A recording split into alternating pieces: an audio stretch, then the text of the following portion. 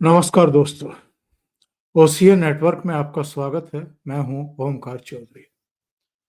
अभी शीतकालीन सत्र की ही तो बात है जब राहुल गांधी बाहें-बाहें चढ़ा करके प्रधानमंत्री नरेंद्र मोदी और गृह मंत्री अमित शाह को लोकसभा के भीतर ये चैलेंज कर रहे थे, ये धमकी दे रहे थे कि लिख लो, इस बार गुजरात में आपको हराकर दिखा देंगे।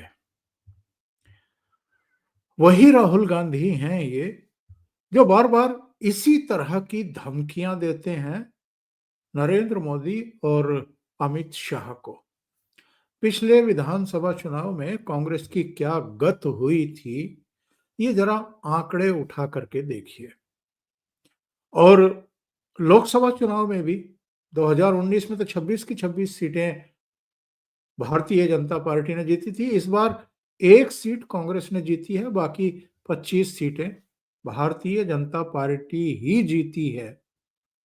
इसके बावजूद पता नहीं राहुल गांधी इतना कॉन्फिडेंस लाते कहां से हैं, और जब नतीजे आते हैं, चुनाव की प्रक्रिया शुरू होती है, प्रचार होता है, टिकट बंटते हैं, संकल्प पत्र जारी होते हैं, मतदान होता है, नतीजे आते हैं, तो उसके बाद ईवीएम में जो है वो दुनिया भर के खोट ये और इनके प्रवक्ता गिनाने लगते हैं। बात कट शॉर्ट करके मैं बताऊं कि 2 दिन के दौरे पर राहुल गांधी गुजरात पहुंचे हैं। एक दिन पहले अहमदाबाद में कार्यकर्ताओं को बुलाया था संबोधित करने के लिए, उनमें जोश भरने के लिए, आत्मविश्वास भरने के लिए, ये बताने के लिए कि मैं लोकसभा में प्रधानमंत्री नरेंद्र मोदी और अमित शाह को ये धमकी दे करके आया हूं, ये चुनौती दे करके आया हूं, उनको बता करके आया हूं कि इस बार लिख लो, हम आपको गुजरात में हरा करके दिखाएंगे। लेकिन राहुल गांधी के रंग ढंग से ऐसा लगा नहीं कि वो अपने कार्यकर्ताओं में कोई जोश भरने के लिए आए हैं या उनको तैयार करने के लिए आए हैं कि भाई बहुत बड़ी और कड़ी लड़ाई है, क्योंकि नरेंद्र मोदी और अमित शाह दोनों ही गुजरात में बहुत लोकप्रिय हैं। दोनों, एक प्रधानमंत्री है 2014 से और दूसरा 2019 से गृह मंत्री है। उससे पहले राष्ट्रीय अध्यक्ष भी रहे अमित शाह और दूसरे दायित्व भी संभालते रहे।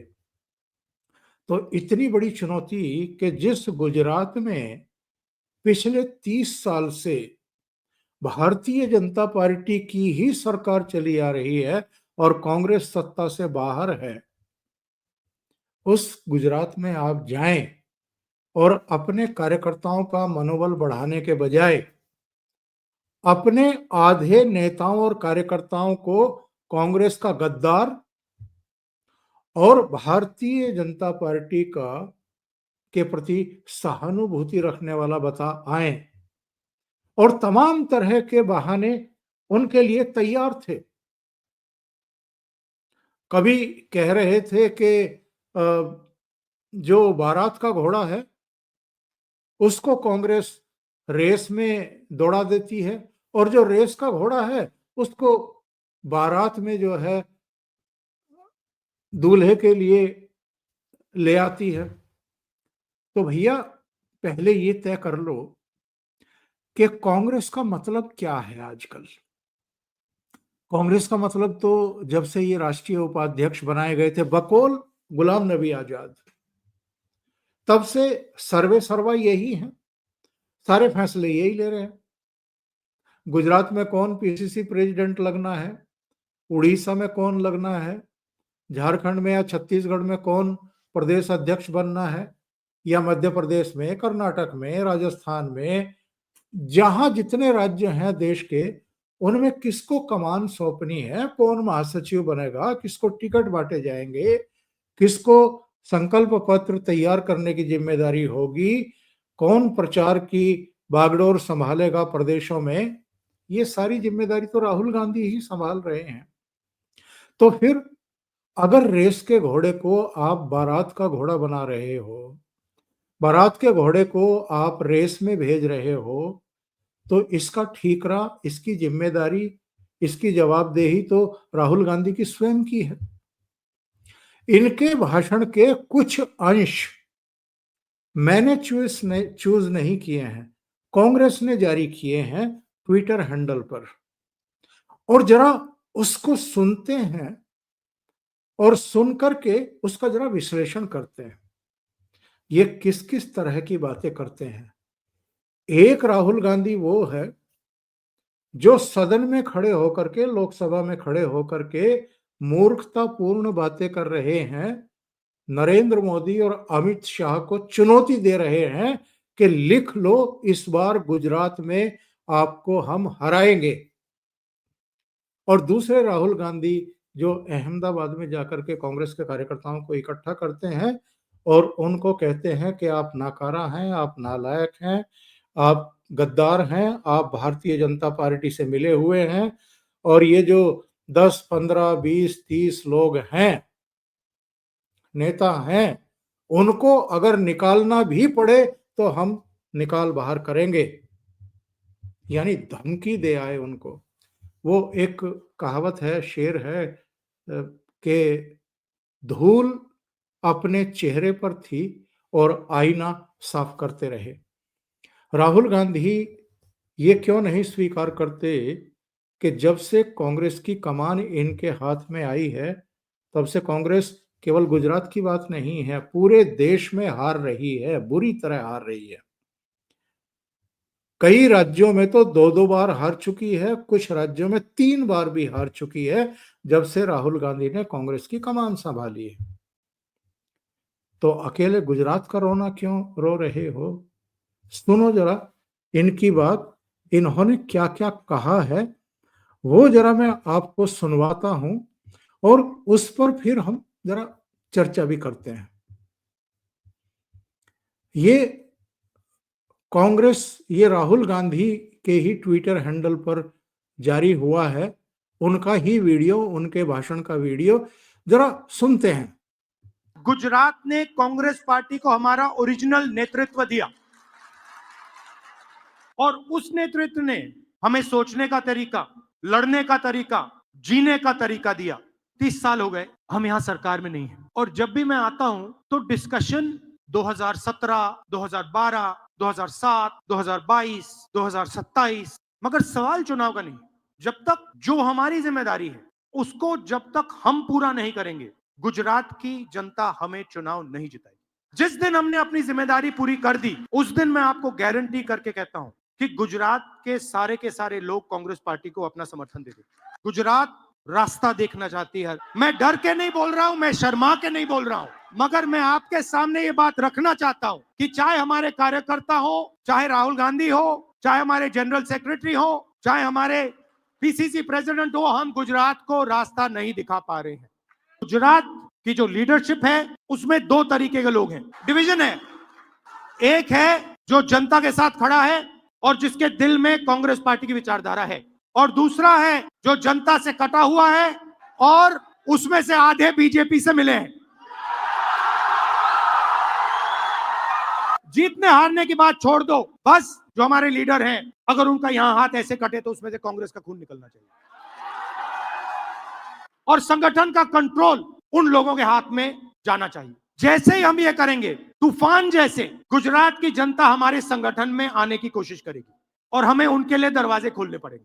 ये हमारा प्रोजेक्ट 2 साल का नहीं है, 3 साल का नहीं है, ये हमारा प्रोजेक्ट 50 साल का है।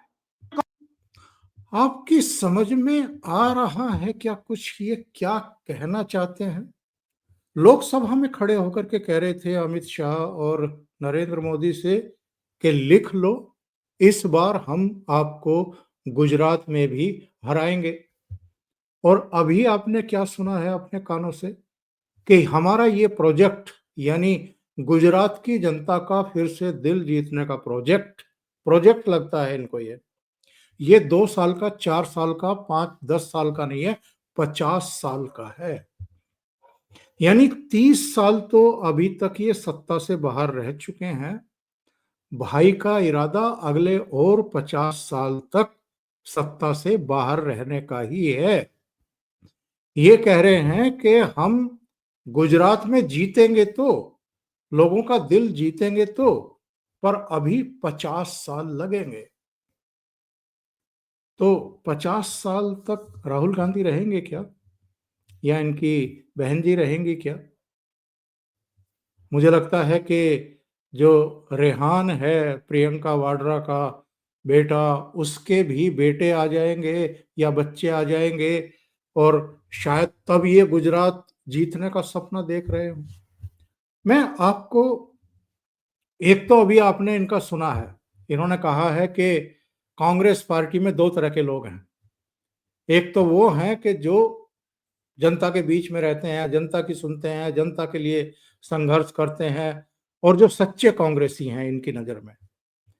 दूसरे वो हैं जो भारतीय जनता पार्टी के लिए काम कर रहे हैं, या भारतीय जनता पार्टी के लिए सहानुभूति रखते हैं, या गद्दार हैं, मतलब कांग्रेस के, जो भारतीय जनता पार्टी के को ही जिताते हैं, कांग्रेस को नहीं जिता रहे हैं।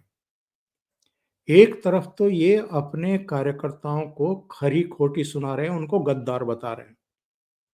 दूसरी तरफ जरा प्रधानमंत्री नरेंद्र मोदी के भाषण का एक अंश सुनिए, जो आज ही सोशल मीडिया पर वायरल हुआ है। राहुल गांधी के अपने कार्यकर्ताओं को गद्दार बताए जाने के बाद ये सोशल मीडिया पर लाया गया, प्रचारित किया गया कि एक तरफ राहुल गांधी हैं जो 30 साल से गुजरात हार रहे हैं, उनकी पार्टी हार रही है। दूसरी तरफ प्रधानमंत्री नरेंद्र मोदी हैं जो गुजरात के 13.5 साल मुख्यमंत्री रहे और उसके बाद से प्रधानमंत्री हैं, और 30 साल से गुजरात में भारतीय जनता पार्टी की ही सरकार चली आ रही है। राहुल गांधी अपने कार्यकर्ताओं को गद्दार बता रहे हैं, और नरेंद्र मोदी क्या कह रहे हैं, जरा सुन लीजिए। भाजपा का तो ये सौभाग्य है कि हमारे पास लाखों करोड़ों की संख्या में मेहनत का समर्पित निस्वार्थ कार्यकर्ता है, जिन्होंने अपने खून पसीने से इस पार्टी को सींचा है और अपने बुत को मजबूत बना करके रखा है। भाजपा इतने सारे चुनावों में जीत हासिल कर रही है, तो ये इन कार्यकर्ताओं के कठोर परिश्रम का, समर्पण का और संकल्प का ही परिणाम है।